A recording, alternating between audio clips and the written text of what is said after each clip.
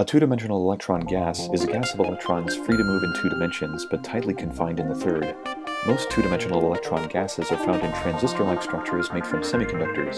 The most commonly encountered today is the layer of electrons found in metal oxide semiconductor field effect transistors.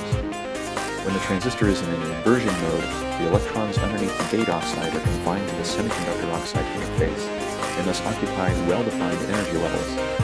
Nearly always, the only lowest level is occupied, and so the motion of the electrons perpendicular to the interface can be ignored. However, the electron is free to move parallel to the interface, and so is quasi-two-dimensional. Arsine is the inorganic compound with the formula AsH3. This flammable, pyrophoric, and highly toxic gas is one of the simplest compounds of arsenic.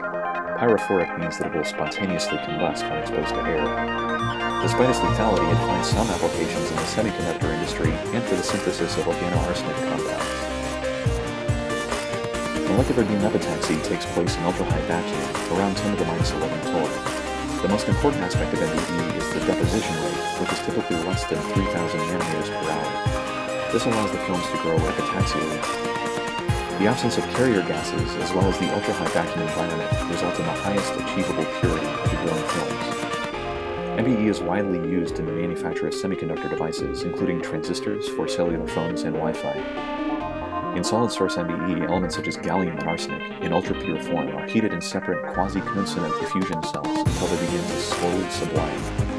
The gaseous elements then condense on the wafer, where they may react with each other. In the example of gallium and arsenic, single-crystal gallium arsenide is formed. The term beam means that the evaporated atoms do not interact with each other or vacuum chamber gases until they reach the wafer, due to the long mean free paths of the atoms.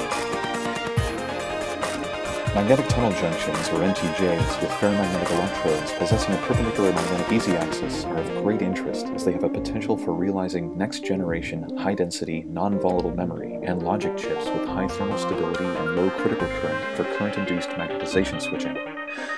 To attain perpendicular anisotropy, a number of material systems have been explored as electrodes, which include rare earth transition metal alloys, L1 not ordered cobalt iron platinum alloys, and cobalt platinum palladium multilayers. However, none of them so far satisfy high thermal stability at reduced dimension, low current-induced magnetization switching, and high tunnel magnetoresistance ratio all at the same time. Here we use an interfacial perpendicular anisotropy between the ferromagnetic electrodes and the tunnel barrier of the MTJ by employing the material combination of cobalt iron boron and MgO, a system widely adopted to produce a giant tunnel magnetoresistance ratio in MTJs with in-plane anisotropy. A SQUID, or superconducting quantum interference device, is a very sensitive magnetometer used to measure extremely subtle magnetic fields based on superconducting loops containing Josephson junctions. SQUIDs are sensitive enough to measure fields as low as 5 attotesla, or 5 times 10 to the minus 18 Tesla, within a few days of average measurement. It's based on the DC Josephson effect. In the absence of any external magnetic field, the input current I splits into two branches equally. If a small external magnetic field is applied to the superconducting loop, a screening current IS begins circulating in the loop that generates a magnetic field canceling the applied external flux. The induced current is the same direction as I in one of the branches of the superconducting loop and is opposite to I in the other branch. The total current becomes I over 2 plus IS in one branch and I over 2 minus IS in the other. As soon as the current in either branch exceeds the critical current IC of the Josephson junction, a voltage appears across the junction.